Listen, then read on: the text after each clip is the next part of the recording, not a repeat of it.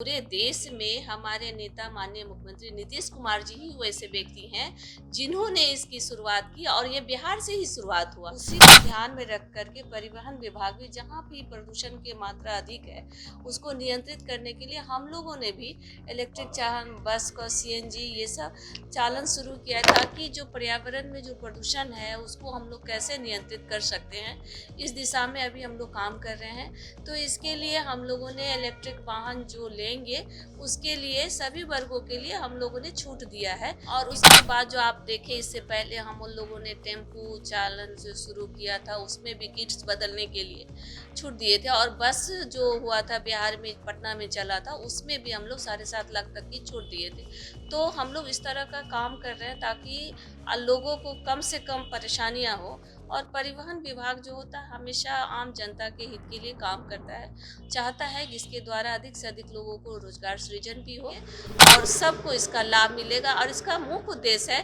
कि जो पंचायत स्तर से प्रखंड स्तर से जो गाड़ियां जो गरीब गुरबा बीमार पड़ता है, किसान है, खेत से अगर मान लीजिए उसको सब्जी कहीं ले जाना है और किसी भी तरह का जैसे एक जगह से दूसरी जगह जाना है तो उसको दिक्कत का सामना करना पड़ता था। अब उसको हम लोग मुख्यालय तक जिला तक जोड़ने का काम कर रहे हैं ताकि देखिए ये बात जो बीजेपी कर रही है क्या ऐसा नहीं है। ये आप लोग भी जानते हैं कि कानून व्यवस्था पहले से बिहार में बहुत ही बेहतर है और इस तरह की जो भी घटना होती है उसके ऊपर तुरंत कार्रवाई होता है, जो दोषी होते हैं उसको तुरंत सजा भी मिलता है, ये भी न्यूज आता है। आप देख रहे हैं केवल सच। बिहार में बढ़ते प्रदूषण को रोकने को लेकर बोली परिवहन मंत्री शीला मंडल। बिहार में बढ़ते प्रदूषण को रोकने को लेकर सरकार अब इलेक्ट्रिक वाहन को प्रमुखता देने पर काम कर रही है। इलेक्ट्रिक वाहन की खरीदारी पर अनुदान देने, चार्जिंग स्टेशन के लिए आर्थिक मदद दे रही है। वहीं अब बिहार के सुदूर प्रखंड को भी जिला मुख्यालय और राजधानी पटना से जोड़ने के लिए मुख्यमंत्री परिवहन योजना के तहत गाड़ी दी जा रही है। वहीं अब सरकार परिवहन योजना के तहत बसें चलाएगी। वहीं शीला मंडल ने इंडिया गठबंधन में सीएम नीतीश को बड़ी जिम्मेवारी नहीं मिलने पर कहा कि नीतीश कुमार ने ही सभी विपक्षी दलों को एकजुट किया है, इसलिए उनकी जिम्मेवारी बड़ी है। लोगों ने पहल की है कि अब सीएनजी गाड़ियां ज्यादा चलेंगी और जो इलेक्ट्रिक वाहन है उसको भी प्रमुखता दे रहे हैं। तो कई जगहों पे चार्जिंग पॉइंट लेकर भी आप लोगों ने मंजूरी दी है। क्या प्रदूषण रोकने के लिए और क्या पहल आप लोग करने जा रही है ताकि प्रदूषण को रोका जा सके? देखिए प्रदूषण रुकने के लिए अभी पूरे विश्व में इसका ये चल रहा है कि इसको कैसे नियंत्रण किया जाए।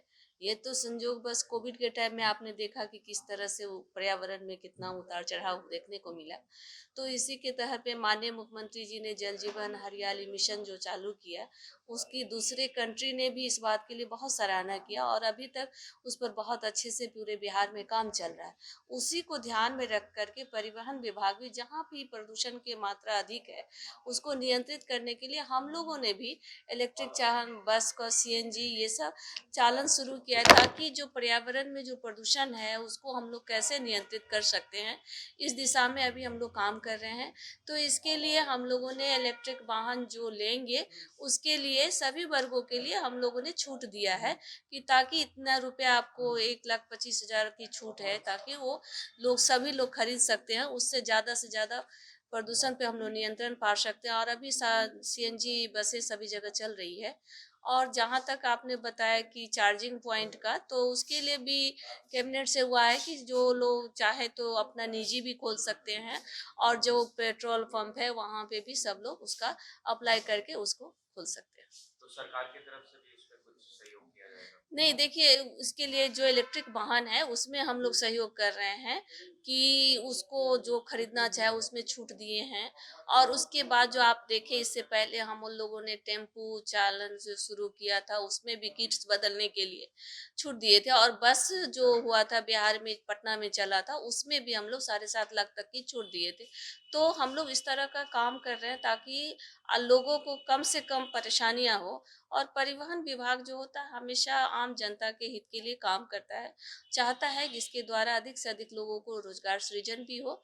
इसी के तहत आज देख लीजिए मुख्यमंत्री प्रखंड परिवहन योजना की भी शुरुआत हम लोगों ने किया है कि जो कल तक हम लोग के यहाँ सपना हुआ करता था कि गरीब गुरबा भी बस का मालिक हो सकता था, वो सोच भी नहीं सकता था। इसको भी हमारे माननीय मुख्यमंत्री नीतीश कुमार जी ने सभी वर्गों के लिए किया है। इसमें एक है अनुसूचित जनजाति के लिए, अति पिछड़ा के लिए 2 है, पिछड़ा वर्ग के लिए भी है, सामान्य वर्ग के लिए भी है, अल्पसंख्यकों के लिए भी किया है और जो अन्य है उनके लिए भी किया है। तो 7 जो छूट दिए हम लोग और उसमें 5 लाख तक की राशि को भी हम लोग छूट दे रहे हैं ताकि गरीब गुरबा भी इसमें भाग ले सके, अधिक से अधिक लोग जुड़ सके और इसमें एक रोजगार भी सृजन होगा और खुद का लोग मालिक बनेंगे। ये कल्पना के परे है जो कि पंचायती राज में जो आरक्षण हुआ 50%, उसका परिणाम आज उसका रिजल्ट आप लोग देख रहे हैं। तो आने वाले दिनों में इसका रिजल्ट भी हम लोग को देखने को मिला। पहले बहुत लोग कहे कि आप बस दे रहे हैं मैडम, इससे नहीं होगा, गरीब गुरबा नहीं ले सकते हैं।